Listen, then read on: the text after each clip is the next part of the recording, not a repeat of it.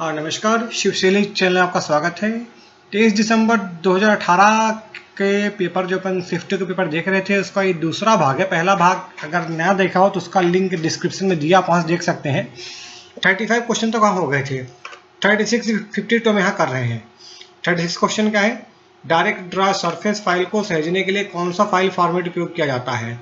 तो direct draw surface, अगर answer की बात है तो देखें आप, ज़्यादातर आंसर कन्फ्यूजन आप ना हो, मतलब आपको अंदाज़ा ही लगाना है। तो अब देख लें जो भी आपका स्मॉल में बनेगा, जैसे DDS, तो ये आपका आंसर हो जाएगा। बाकी समझना है तो देखें डायरेक्ट ड्रा सरफेस एक तरह का जो फाइल फॉर्मेट है, ये माइक्रोसॉफ्ट का फॉर्मेट है जिसके अंतर्गत कंप्रेस डाटा यूज होता है। खास बात ये है इस कंप्रेशन में जो फॉर्मेट है कि ग्राफिकल टेक्स्ट और मैप्स डेटा को डेटा फाइल के रूप में स्टोर कर सकता है। अगला प्रश्न देखते हैं, पोर्टेबल नेटवर्क ग्राफिक्स को सहेजने के लिए कौन सा फाइल फॉर्मेट उपयोग किया जाता है। तो यहाँ भी देखें आप PNG देख लें, शॉर्ट फॉर्म PNG, तो ये आंसर भी PNG यूज करते हैं इसके लिए हम। अगला है, टेक्स्ट को बाएं अलाइन करने के लिए शॉर्टकट की हमारी Ctrl+L होती है। अगला है, सिंपल मार्कअप MS वर्ड के किस टैब में उपलब्ध होता है। सिंपल मार्कअप वर्ड के रिव्यू टैब में होता है। अगर हम वर्ड में आए, यहाँ पर आप रिव्यू टैब में आए, ये हमारा रिव्यू टैब है, तो आप देखें ये ट्रैकिंग सेक्शन में, ये देखें ट्रैकिंग का मतलब है कि हम बदलाव को निगरानी रखने के लिए ट्रैकिंग सेक्शन उपयोग होता है। तो ऑल मार्कअप नहीं सारे बदलाव के लिए है, और सिंपल मार्कअप नहीं सिंपल बदलाव के लिए, ये यहाँ से है आपका ये। तो ये आप देखें ये आपका मार्कअप में आपका सिंपल मार्कअप कमांड यहाँ दिखाई दे रहा है। अगला प्रश्न है, पैराग्राफ को जस्टिफाइड से बाएं अलाइन में स्विच करने के लिए आपका जो कहिए शॉर्टकट की क्या है। यानी क्वेश्चन ये है कि पैराग्राफ पहले से जस्टिफाइड है, इसको हमें लेफ्ट लाइन करना है। तो अगर लेफ्ट लाइन करना है तो आप Ctrl+L से लेफ्ट लाइन डायरेक्टली कर सकते हैं, लेकिन हमें स्विच करना है, हमें ये जस्टिफाइड से लेफ्ट लाइन करना है, हमें स्विचिंग करनी है। तो देखिए काम Ctrl+J से होगा हमारा काम। देखिए कैसे होगा, मान लीजिए हम यहाँ वर्ड में हैं और ये पैराग्राफ है, इसको मैंने जस्टिफाई कर लिया है। अब ये देखिए जस्टिफाइड है, हमको लेफ्ट लाइन करना है। हम क्या करेंगे, Ctrl दबा के L को प्रेस करेंगे तो भी हो जाएगा, लेकिन हमें स्विचिंग करने हम क्या करेंगे, मैं अंडू कर रहा हूँ, जस्टिफाइड है, हमने क्या किया Ctrl+J को किया है, तभी आपका लेफ्ट हो जाएगा। यानी हो दोनों हो जाएगा, L से भी हो जाएगा, J से भी हो जाएगा। लेकिन L तो आपका लेफ्ट लाइन करता है, लेकिन जस्टिफाइड स्विच कर रहे हैं। अगर हम फिर से यहाँ पे आ गए हैं, Ctrl+J कर रहे हैं जस्टिफाइड, और फिर Ctrl+J कर रहे हैं क्या, और लेफ्ट लाइन, तो स्विच करना वही है ना कि आपका सेम बटन से हमारा काम हो रहा है। यहाँ पे क्या मतलब हो जाएगा, Ctrl+J से हमारा काम होगा। अगला कमांड है, निजी स्वार्थ के लिए आपके कंप्यूटर को नुकसान पहुंचाने वाले, उसको हाईजैक करने वाले बुरे लोगों से आप अपने कंप्यूटर की सुरक्षा के लिए किस सॉफ्टवेयर का उपयोग करेंगे। इसके हमारा क्या होता है, सिक्योरिटी सॉफ्टवेयर होते हैं। ये इंग्लिश देख सकते हैं, सिस्टम सॉफ्टवेयर तो सिस्टम चलाने के लिए होते हैं।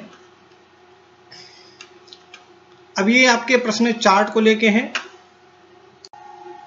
तो क्वेश्चन नंबर 42 चार्ट को लेके है कि पूछ रहा है कि चार्ट MS एक्सेल में डेटा के एक श्रृंखला में वस्तुओं के कुल के अनुपात में वस्तुओं का साइज डिस्प्ले करता है, ये कौन सा चार्ट होता है।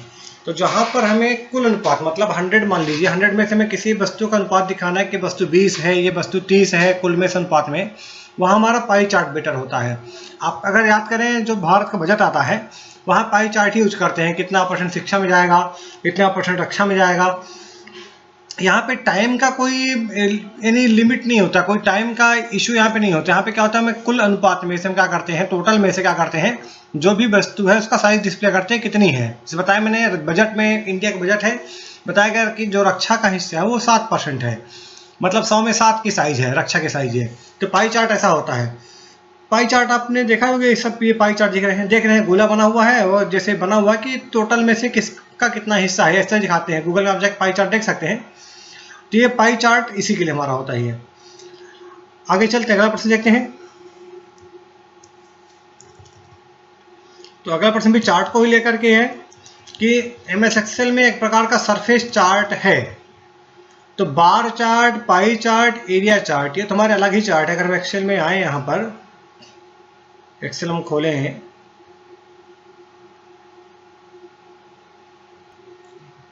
तो एक्सेल में हम आ गए हैं। हम थोड़ा सा कुछ भी एरिया सेलेक्ट कर लेते हैं। यहाँ चार्ट में गए, रिकमेंडेड चार्ट में गए, ऑल चार्ट में आ रहे हैं। तो आप देखें यहाँ पे pie chart, bar chart, area chart, सभी चार्ट के खुद ही कैटेगरी हैं, मतलब टाइप में तो आएगा नहीं है।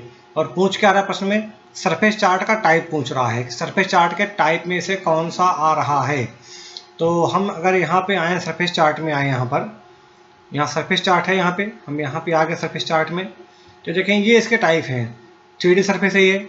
हमने यहाँ किया वायर फ्रेम सरफेस, ये एक इसका एग्जाम्पल है। वायर फ्रेम है, कंटूर है और वायर फ्रेम कंटूर है। तो यहाँ पे उत्तर हमारा वायर फ्रेम होगा, कि जो क्या है, सरफेस चार्ट का एक टाइप है। अगला प्रश्न है, MS एक्सेल में परिवर्तनशील वस्तुओं की अनियंत्रित संख्या के बहुभिन्न रूपी निरूपण के डिस्प्ले के लिए डैश डैश चार्ट प्रयोग किया जाता है। क्या समझें कि जो बाकी हमारे चार्ट काहे के लिए प्रयोग होते हैं? जो बार चार्ट हमारा है वो क्या होता है कि आपको अगर तुलना करनी है टाइम के साथ, तो बार चार्ट बेटर रहता है। बार चार्ट हमारा, column chart, bar chart, bar chart में तुलना तो होती है लेकिन साथ में दो को जोड़ा होता है। और लाइन चार्ट हमारा क्या है कि वो प्योर कंपैरिजन के लाइन चार्ट अच्छा है टाइम के साथ। जैसे देखते होंगे आप लोग, जब मैच होता है क्रिकेट मैच, तो दो देशों का रन रेट दिखाते हैं, कौन सी लाइन ऊपर नीचे जा रही है, तो हम लाइन चार्ट ही यूज करते हैं। जो यहाँ पे एग्जाम्पल हमारा है उत्तर इसका राडार चार्ट है, जो क्या करता है कि एक केंद्र बिंदु तथा जो प्रत्येक बिंदु के संबंध में डाटा के मानों को डिस्प्ले करता है। तो ऐसे यहाँ भी पूछ रहा है कि जो परिवर्तनशील वस्तुओं की जो संख्या है, अनियंत्रित संख्या है, उसके विभिन्न रूपी निरूपण के डिस्प्ले के लिए कौन चार्ट होता है? राडा चार्ट होता है हमारा। अगला प्रश्न देखते हैं,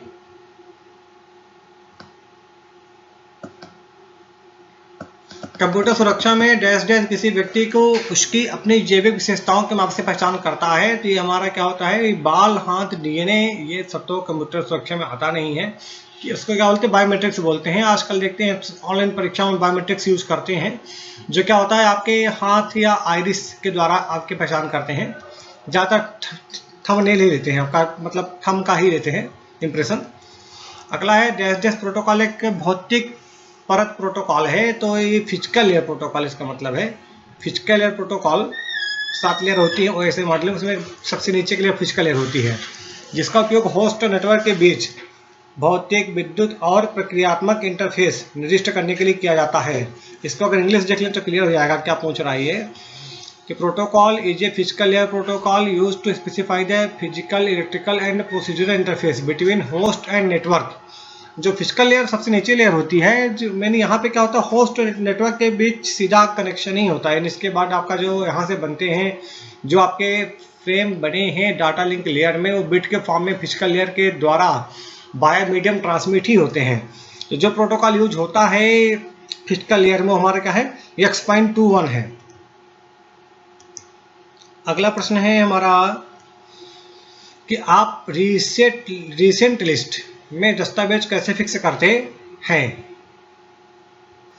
तो रिसेंट लिस्ट का मतलब क्या होता है कि जब भी, जैसे कि हम वर्ड खोलें, अगर वर्ड मेरा खुला हुआ है, इसको मैं वर्ड को बंद कर दूं अभी, और अगर दोबारा मैं वर्ड खोलूंगा तो क्या होता है कि आप देखते हैं कि जो ऑफिस 16 मेरे में है, तो ऑफिस 16 में क्या होता है कि हमारा जो पहली स्क्रीन खुलती है 2 भागों में होती है।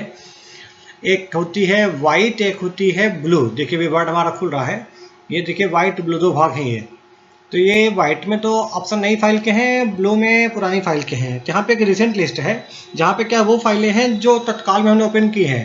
ये सर्टिफिकेट सबसे ऊपर, इसका मतलब क्या है, हमने अंतिम बार जब वर्ड बंद किया था, हमने सर्टिफिकेट फाइल खोली थी। देखिए मार्कशीट में खोल दो यहाँ पे, तो हमारी मार्कशीट फाइल खुल जाएगी। अगर इसको फाइल मिलती है तो खुल जाएगी, खुल गई फाइल ये। अब अगर मैं दोबारा वर्ड खोलूंगा तो क्या होगा, मार्कशीट सबसे ऊपर आएगी। यहाँ पर देखिए मैं फिर से वर्ड खोल रहा हूँ यहाँ पर, तो क्या होगा, मार्कशीट फाइल सबसे ऊपर आ गई है। ये ऑटोमेटिक हो रहा है। अब देखिए कितनी फाइलें यहाँ पर हैं। हम इसके अलावा कोई फाइल रिसेंट लिस्ट में लाना चाहते हैं तो हम कैसे लाएंगे, यही पूछ रहा प्रश्न में। तो देखिए कैसे लाएंगे, जैसे हम फाइल में गए और ओपन में गए, यहाँ पे बहुत सारी फाइलें हैं आपकी रिसेंट लिस्ट में, कुछ ऊपर की फाइलें आती हैं, हम ब्राउज भी कर सकते हैं। तो हम यहाँ से नीचे आ रहे हैं, किसी फाइल को हम चाहते हैं कि यहाँ पे हमारे अटैच हो जाए। जैसे यहाँ देखिए आपकी ये ट्राइबल एक फाइल है, हम चाहते हैं ये हमारी क्या हो जाए, रिसेंट लिस्ट में आ जाए। तो हमने राइट क्लिक किया और क्या कर दिया, पिन टू लिस्ट कर दिया, तो हमारी कहाँ जाएगी, रिसेंट लिस्ट में आ जाएगी। अब अगर हम दोबारा वर्ड खोल के बंद करेंगे तो अक्टूबर 18 हमारी क्या टॉप में आ जाएगी। देखिएगा अभी जैसे मैंने बंद किया और हम फिर से वर्ड खोल रहे हैं, तो आप क्या पाएंगे, जो हमने पिन किया वो हमारी क्या है, देखिए ये ट्राइबल, सॉरी हमने ट्राइबल को पिन किया था, ये देखिए पिन दिखाई रहा है कि पिन हमने इसे किया ही है, ये पिन की हुई फाइल सबसे ऊपर आ गई है। यानी ये रिसेंट लिस्ट में आप कोई फाइल ला भी सकते हैं। फायदा क्या होता है कि आप जब वर्ड खोलते हो तो आप इन फाइलों को डायरेक्टली यहाँ से ओपन कर सकते हैं। बाकी फाइलें आपको ओपन अदर डॉक्यूमेंट जाएंगे, ब्राउज करेंगे, सब करना पड़ता है। और जो आपने क्या है, रिसेंट लिस्ट में जो फाइलें हैं उन्हें सीधे हमने क्लिक किया तो फाइल हमारे क्या है, ओपन हो जाती हैं। यही पूछ रहा है इसने कि भाई आपको रिसेंट लिस्ट में डॉक्यूमेंट को फिक्स कैसे करते हैं। तो क्या करेंगे, हम फाइल में गए, ऑफिस बटन ये आपका 2007 में था। पहले ऑफिस अगर 7 आपने यूज किया होगा तो देखा उसमें फाइल नहीं लिखा आता है। जैसे यहाँ वर्ड 16 मेरा खुला हुआ है, यहाँ पे फाइल लिखा हुआ है। ऑफिस 2007 में जो था वहाँ पे ऑफिस के बटन बने थे, वहाँ फाइल लिखा हुआ नहीं था। तो वही इसने प्रश्न में लिखा हुआ है कि फाइल या ऑफिस बटन मतलब फाइल के लिए ही था, 2007 में था। पर क्लिक करेंगे और क्या करेंगे, हम जो डॉक्यूमेंट है उसको हम क्या पिन कर सकते हैं रिसेंट लिस्ट में जाके। ये हमारा ऑप्शन है। बाकी ऑप्शन तो होंगे नहीं, ठीक करना संभव नहीं है। डिफॉल्ट रूप से तो रहता है, लेकिन हम अपनी ओर से भी अटैच कर सकते हैं। पिन बटन उपलब्ध है, बिल्कुल है उपलब्ध। अगला प्रश्न है कि MS एक्सेल में चयनित किसी भी छुपे हुए कॉलम को प्रकट करने के लिए जो शॉर्टकट की हमारी क्या है, कंट्रोल शिफ्ट और ये आपका क्लोजिंग पैरेंथेसिस है, ये तो शॉर्टकट की है, इसमें प्रश्न आते ही हैं। अगला है डैश डैश की मुख्य कार्य क्षमता ने पाइवोट टेबल के लिए मॉडल प्रदान किया था। इंग्लिश देख लें, core functionality provide the model for pivot table. जी एक तरह का फैक्ट ही है, इसको याद कर लें। इम्प्रूव की जो फंक्शनलिटी है ये इसने दिया था, पाइवोट टेबल के लिए मॉडल दिया था, प्रोवाइड किया था। अगला प्रश्न आते हैं, डैश डैश में एक ईथरनेट से दूसरे में सिग्नल लेकर जाता है। तो ये हमारा काम कौन करता है, रिपीटर करता है। रिपीटर का यूज हम तब करते हैं जब हमें लाइन की डिस्टेंस बढ़ानी होती है, क्योंकि जो सिग्नल है वो एक लिमिट से ज़्यादा डिस्टेंस ट्रेवल नहीं कर सकता है। तो मतलब क्या, सिग्नल की स्ट्रेंथ घटने लगती है, तो इसके लिए हम आपके रिपीटर यूज करते हैं।